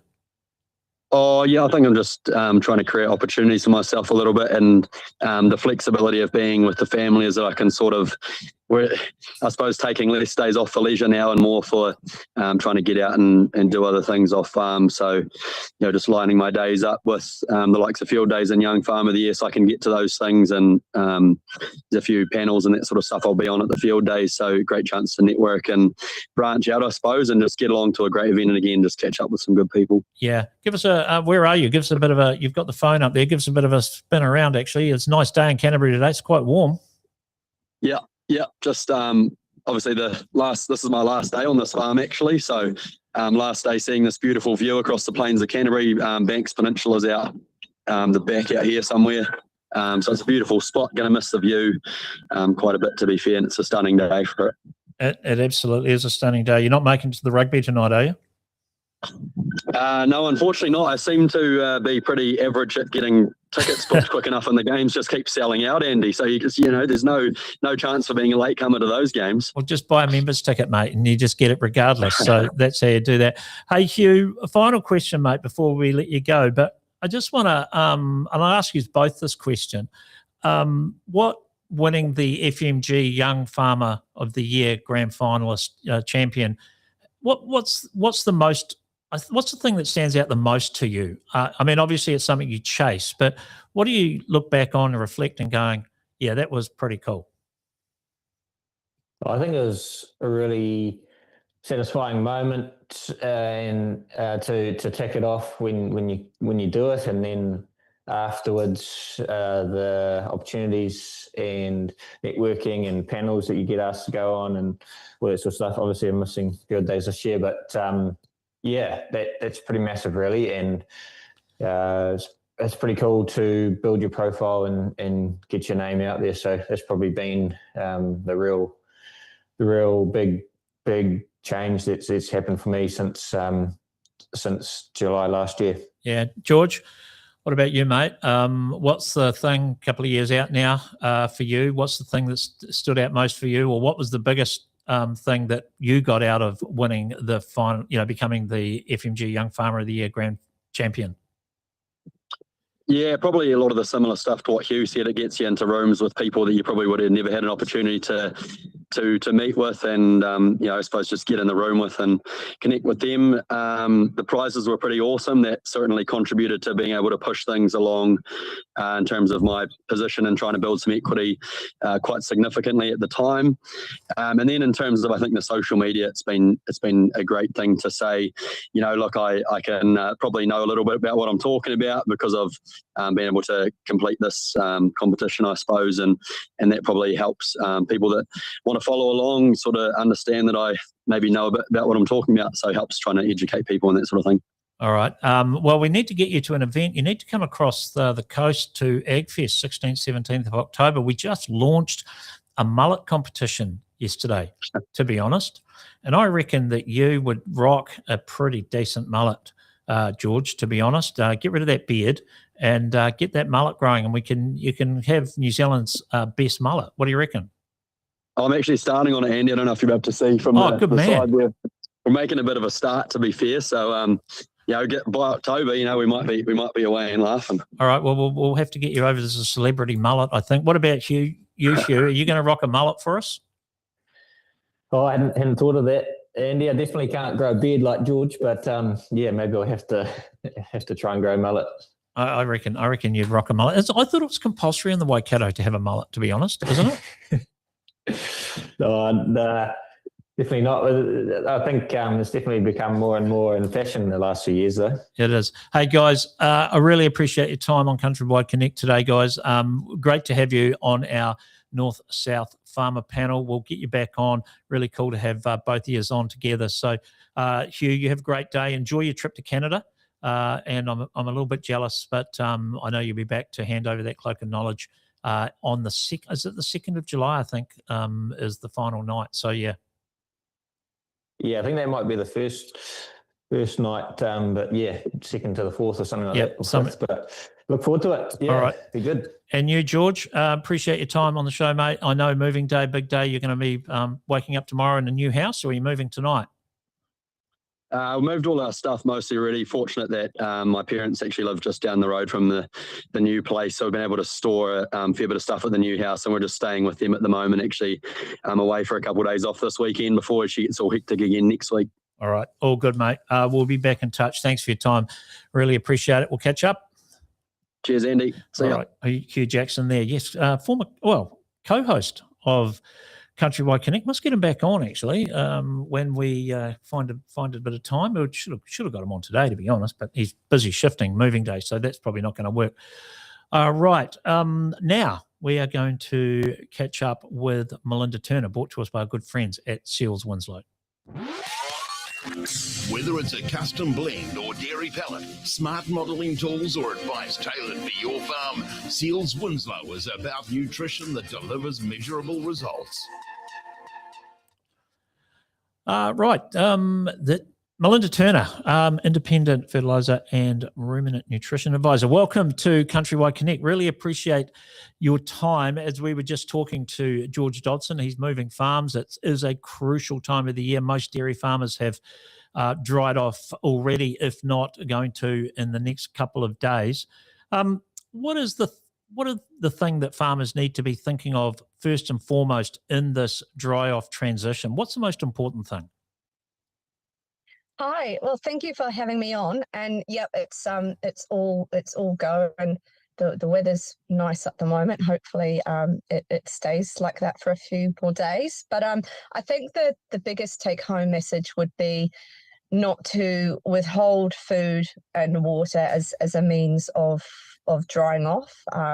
Hopefully there's not too many that still do that as a main strategy, but obviously for the dry off we need to reduce that nutrient density to kind of switch the udder off, as it were, and get some condition back on.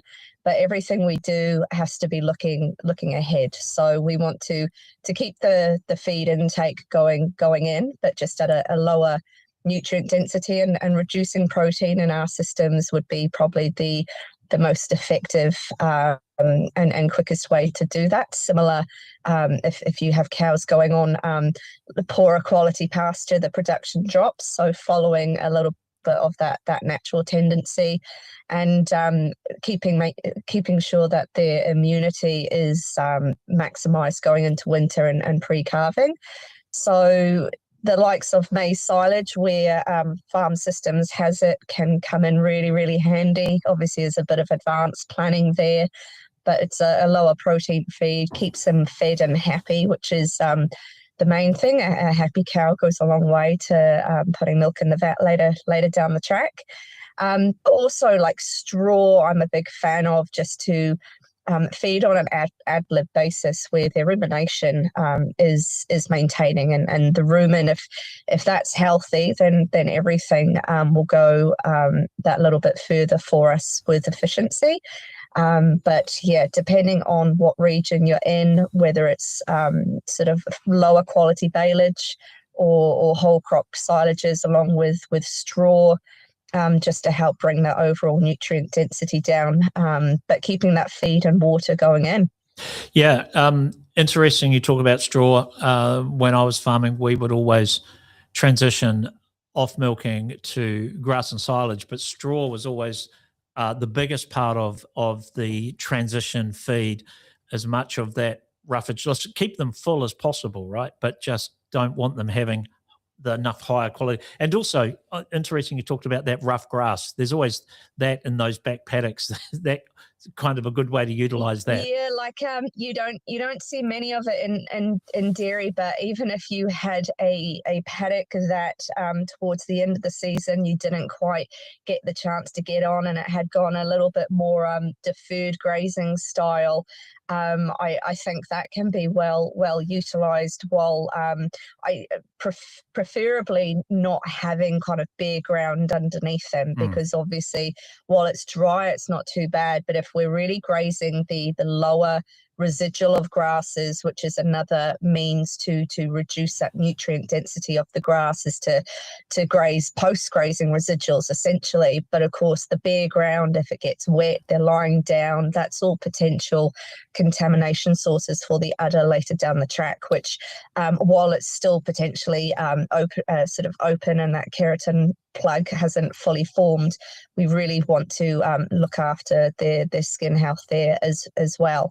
But straws underrated and underestimated for a big part of the season, to be honest, because it's keeps that rumination up, and we're farming ruminants, so if we can feed them like that, it's a big win.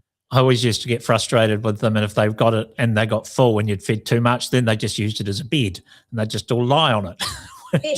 Which is quite nice to see, but it's a bit frustrating. It's happy cows will still produce well, but yes, no, it's I guess if they're using it as the bed as well, on the plus side, it's off the dirt and less contamination. But exactly, is the frustration. The other issue, and we talked straw and grass and silage there, but if you're going on to crop, there's risks there, right? So coming out of a milking, going into a transitioning onto crop, what's the advice, or what's the thing that probably trips most farmers up that you see, or you would like to see farmers do better? I think a big, and this isn't necessarily dairy related, but New Zealand crop grazing, is that it's forgotten or possibly not relayed sufficiently to farmers that crop shouldn't be making up 100% of the diet. So in an ideal world, it would only be up to 70% of the diet, and the nutritional balance of crops and the dry matter, which it's just not conducive to maximum animal health and immunity. Whether it's straw, they're not going to eat 30% of a diet worth of straw. So if you can top that up with a bit of baleage or silage, but at the very, very least, ad lib straw while they're on crop, to again keep them ruminating and keep them full. So the other, I suppose, looking at cows before they've had their break moved, is that they're kind of standing there and waiting around and not eating. And if they've got straw there on offer, it will keep that ruminating and buffering, so prevent any potential inadvertent subclinical acidosis just because there's nothing in the rumen to work on. And again, all of that is a massive contributor to immune, which long term is a game changer if you can get that. Yeah, but absolutely. Minerals in general, regardless of what diet on, keeping up with the minerals and knowing what's in the herbage and appropriately supplementing is recommended. Just having a little bit of connections issues there with Melinda, unfortunately. Hopefully we can get her back. Melinda, what about minerals then, the balance and supplementing minerals? How important is this? Am I back? Yeah, Sorry. you're back. Yeah, Can you hear me? yep. Yeah, do you hear what I said? I was asking about minerals and the importance of supplementing minerals. Yeah. So minerals, massive part of their season supplementation, and understanding what's in the herbage goes a long way to then custom forming what they require, and just keeping that immunity topped up. Yeah, and testing, obviously. So testing the herbage, but also testing the stock, testing your cows, finding out where they're deficient. Yes, yep. So in terms of the herbage testing, to understand what's actually going in the diet and predict what we need to supplement. But at the end of each season, I'm a big fan of liver testing in particular for some of the trace elements. Blood testing has its limitations depending on what you're looking at. But getting a real good understanding of how they've come out of that season, and if we are needing to maintain levels relative to what's going in with the herbage or increase further, liver testing and bloods complementary with them can go a long way. I know we're talking here specifically about dry off, it's because it's what's happening right now, but what about transitioning the feed as they get closer to calving? What should farmers be thinking about to do to make sure that those stock are in the best health for calving? Yeah, so depending on what the feeding regime is, and I'm not too sure how much you got of me talking about the crops, but crops really shouldn't be making up a big part of the full part of the diet, so 70% maximum. But then within coming into the close-up, we want them well off the crop, ideally kind of 3 weeks out and being transitioned back onto their pasture system, but maintaining those protein levels where they're not getting high and through the roof. That can cause metabolic issues. So straw, I always recommend straw remains a big component of that feed, as well as keeping them full and ruminating. It gives them a better capacity to maintain the rumen size, where it can bounce back a bit quicker the other end and reduce that feed deficit or the time to regain that post-calving. But ensuring the minerals are balanced and they've got plenty of balanced feed where it's not overly high in the protein and total energy, but transitioned where once they've dropped that calf, they're good to go. They've essentially already had a little bit of feed that they'll be getting in the shed, whether it's in the paddock or walking through the shed. And then you can really up the ante once the calf's out. Melinda, we're just about out of time, but something just occurred to me, and I meant to mention it earlier. We've talked a lot about straw in this interview and the importance of straw. There's various types of straw. There's ryegrass straw, there's barley straw, there's triticale. It's all straw. But is there any one of straws that are better than the other ones? So my kind of preferred go-to ones would be the likes of your barley or your ryegrass straw, just obviously depending on locality, really. The barley straw is reasonably able to be come by kind of wherever you are, so that's a good go-to. They eat it. They don't kind of tend to eat more than they need, so if you're actually doing it through the season for rumination, they're not going to dilute their actual sort of total ration and reduce production as a result of it.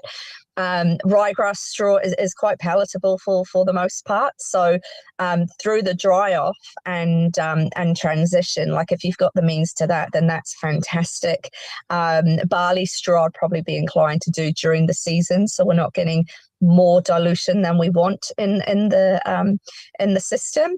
Whereas the likes of wheat straw is a bit harder for them, so not quite as effective and poorly utilised for the most part. All right, Melinda Turner, thank you so much for your time on Countrywide Connect. Really good advice there. We will chat again. Have a great day. Great, thank you. You too. Bye. Whatever your goals, we partner with you on farm, helping to guide you today to drive the performance you want tomorrow. For tailored advice, talk to your local Seals Winslow nutrition specialist. Alrighty, yes, good advice there. Time to talk a little bit of sport. Just beer o'clock, 3 hours, 15 minutes and 21, 19, 8. The countdown, Cody, with his beer o'clock countdown is just a great piece of kit. It is time to talk sport. I can see, who's that? Dave Worsley's there. Wurzel in Auckland. I am not sure if Brian Ashleby has made it to us yet. Yep, I'm here. G'day, Gash. How are you, mate? Welcome to the good, show. man. Yep. Thanks for your time. Nice to have you there, and also Wurzel, nice to have you there from Auckland. Seeing as we'll start with Auckland, Wurzel. What a fantastic result the other night. That was absolutely brilliant. Auckland FC on Saturday night, 1-0. What a great piece of theatre that was. I thought you were talking about the Blues for a while, that they didn't lose any points. They didn't drop any points. So they stayed on the table. No, you weren't? Oh. Yeah, fantastic result for Auckland FC to win that final, albeit, as a lot of finals are, a very scrappy final and not one of the most beautiful, but all that counted in the end was actually taking out the win. And great success. Next season will be interesting because I guess the player payments are different. You're not allowed to quite pay as much, and that's fine. They help out the A-League as also the NRL does, help out the new teams for a certain number of years. There's also new restrictions coming in as well. So let's see what happens, but certainly great result for the club and also for football. Yep, absolutely. What about you, Gash? What do you make of it? And Wurzel was right. That first half was awful. Look, the thing that that struck me about them in recent games, they had so much momentum earlier in the season. Getting to the final, they sort of got the speed wobbles late in the round robin, and didn't look quite the dominant force that they had early on. But they're such a physical side, and you're going to know you've played a game, you've played 90 minutes when you come up against them. You're pretty sort of beaten up off the back of it. And I just like the way they just found a way, even though they probably weren't playing as blowing a game as they had been earlier on. They found a way to get the job done. That was one thing. The other thing that sort of struck me about it was I felt sorry for Yellow Fever fans, all the years of the Phoenix toiling away in the A-League and their loyal fan base and things. But look, two professional teams in New Zealand, I think it's wonderful. And outside of All Whites playing at World Cups and some of the deeds of individuals playing in Europe and Premier League and things over the years, it's the most significant thing that's happened in New Zealand football. And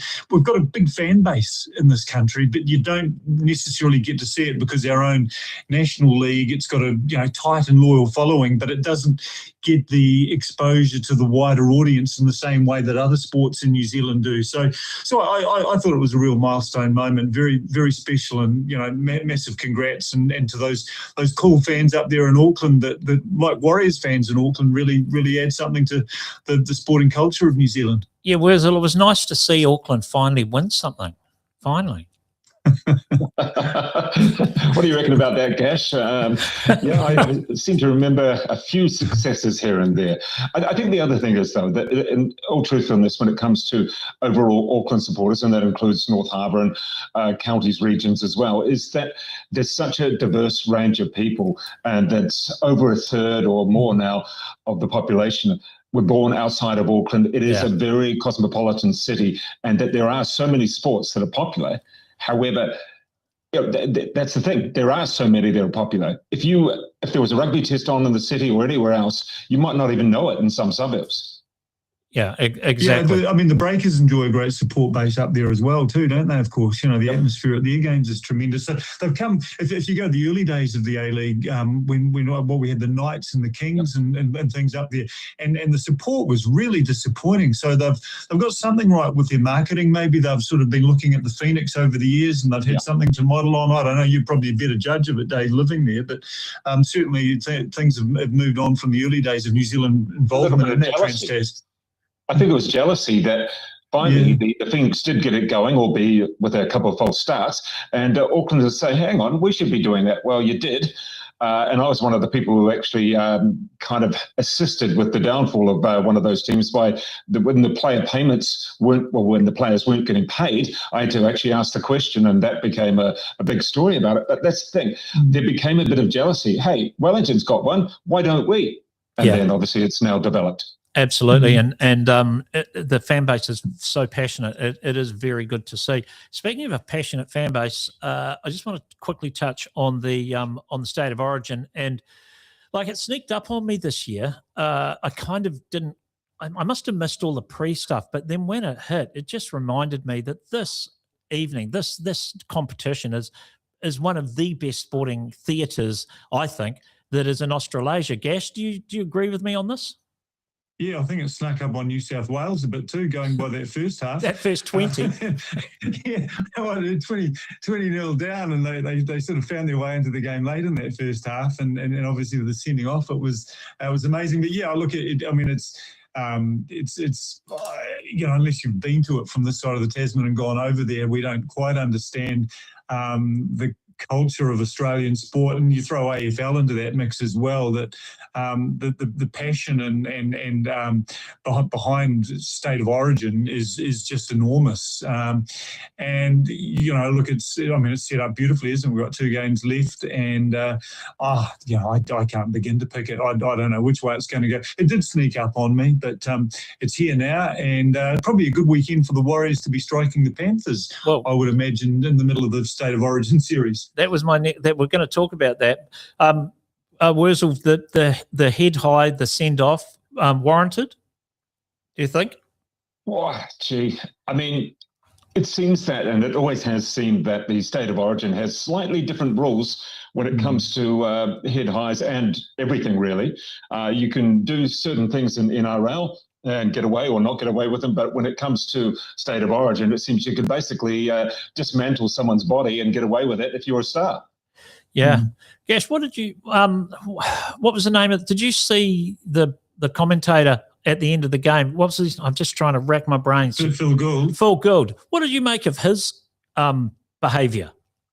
Look, I don't know. I went straight to bed actually, right on full time. So I don't know. I've seen a headline. I haven't opened the story up, so I can't really comment. Did you see it? Did you see it, Wurzel? Did you see what? No, I didn't see it, but I was very disappointed with the commentary, and I think that's some of the commentary that's crept into both cricket in Australia and also NRL and basketball, and it's crept into New Zealand as well. Is how about we commentate the game?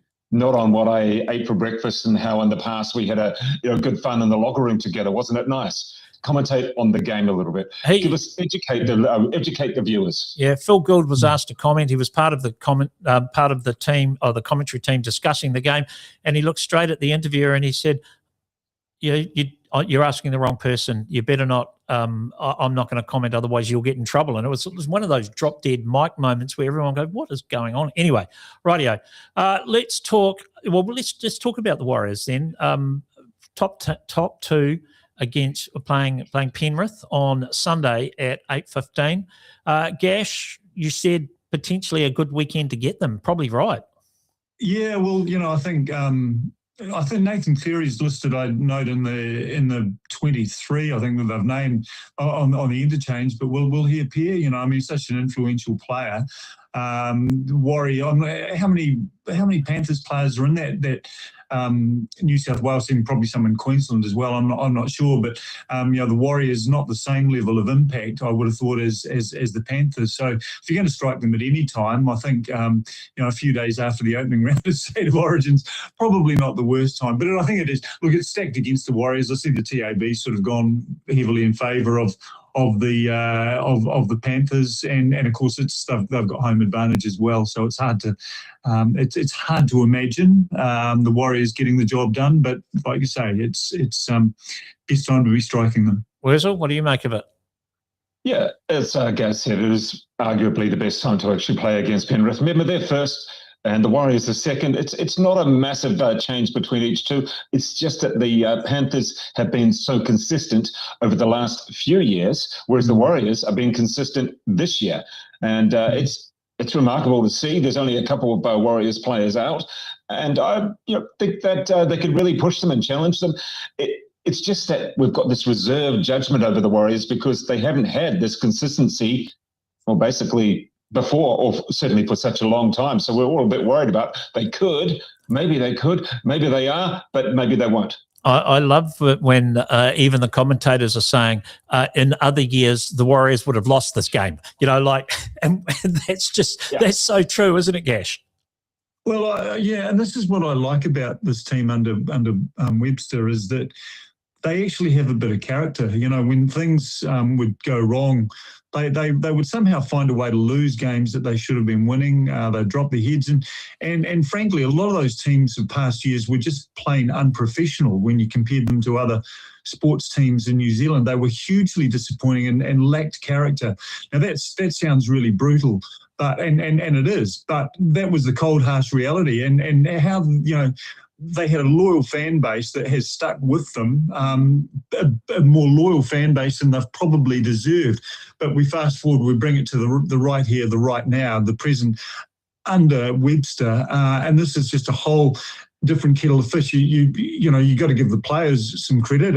Let's not give it all to the coach. He's going to be a huge part of it, but maybe there are some leaders in there that I guess it's let's say it's player driven, and they set the standard, and everyone in that squad has to rise to that standard. And if you don't, you sort of cut out of the loop. And I think they've built a really good squad, even when they've had turnover of players. Occasionally they lose some great players for whatever reason. They head back across the Tasman and so on. They don't seem to have any missteps from it. So yeah, I've got probably for the first time since their opening season, the last year or two, I've had a lot more respect for this Warriors group. Wurzel, is it their year? I don't know about their year. That's certainly they've got one up on the on Super Rugby for next year. Getting Eden Park on Anzac Day. I just can't believe the opportunities lost by Super Rugby, and the Warriors are going, well, hang on, why don't we go in here on Anzac Day? Because the Super Rugby mucked it up this year, and then we can't, and it's all too hard, and we don't want to do this and we don't want to do that. Well, they mucked it up again because Eden Park, Anzac Day, guess who's playing there? Yeah, all right. Well, they will have Super Round down here in Christchurch again at our new stadium, so we don't need to worry about that too much. Speaking of Super Rugby, Wurzel, Chiefs versus the Blues, you've actually got a win tonight to maintain a home quarter, if I understand. Yeah, I think is that tomorrow night. Tomorrow night. Yeah. Yeah. Well, I mean, you notice that both the Hurricanes and also the Chiefs have named what we'll say weakened sides for their particular games. The Blues side is normal-ish. No Patrick Tuipulotu, although the Looseford trio is a very good young trio for the Blues. The Chiefs, not Satutu, we've got Sasiti is the captain. Their back line is a little bit indifferent this week. I think the Blues have a very good opportunity on Saturday night to actually get those points, because the Crusaders have a great opportunity to nail the Hurricanes, who have named, I wouldn't say a B side, but certainly not their strongest side. Gash, what do you make of it? First, let's talk Crusaders, Hurricanes. I tend to agree with Wurzel on this one, which I don't normally do, but the fact that the Crusaders are unbeaten so far in their new stadium. Yeah, that's a big thing, isn't it? It's interesting. You look at the obviously Roigard coming back, and Arianari's probably played his best Super Rugby ever, covering for Cam Roigard, but he's a good get. And Tyrell Lomax as well, barely sighted this year, starting tonight. So while I haven't got Geordie Barrett there, it's still not the worst team, particularly when you can bring Brad Shields in, who's mainly been playing off the bench, to captain the side. About 14 games for England or something. It's not a shabby Hurricanes team. And look, they're playing so well this year. The Crusaders, I was a little bullish a couple of weeks ago. Last time we were talking about how they might sort of go into the playoffs, but I was doing that based on the fact that two things would happen. A, Will Jordan would be back, and B, Scott Barrett would be back to tighten up, to strengthen that second row.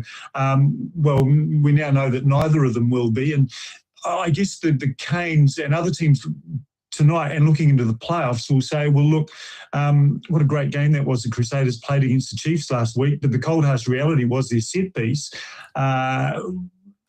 wasn't up to, they got beaten up in one scrum in particular. Their line out wasn't accurate. They have a weakness in the second row. Good, solid players around the park, but in the set piece, that's the area that can be exploited. So, it's a good opportunity for the Crusaders tonight, but I don't think it's as clear-cut as some would have it. All right. Hey, Brian Ashby, Dave Worsley, really appreciate your time on Countrywide Connect talking sport today. Thank you so much for your time. And hey, Wurzel, I'm coming up for the Spurs game the late July. So now they're still in that Premier League. Yes, they are still in the Premier League. You can, but I will. You and I will catch up, and I'll give you that long promised beer, mate. Really appreciate it. All right, that is all we have got time for on Countrywide Connect. The beer o'clock countdown has just gone over 3. It's now 2 hours, 59 minutes and 57 seconds, which means I am over time. It is time to have a break for the weekend. I will be back on Tuesday. Sarah's got next week off on leave, so we'll be back same time, same place on Tuesday for Countrywide Connect. Have a great weekend. Happy moving day, everybody. Countrywide Connect. Connecting farmers and growers to what they need to know to grow. Your daily innovative rural show with Andy Thompson and Sarah Perry-Lamb.